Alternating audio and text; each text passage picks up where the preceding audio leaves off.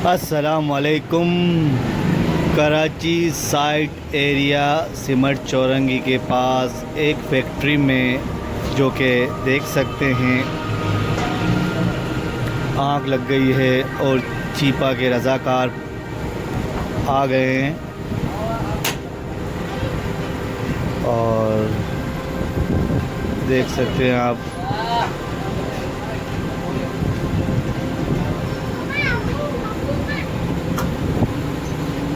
fire ब्रिगेडें भी आ गई हैं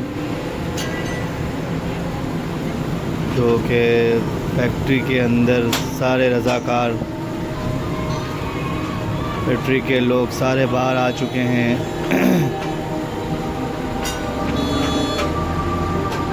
फायर ब्रिगेड आग बुझाने में मसरूफ़ है,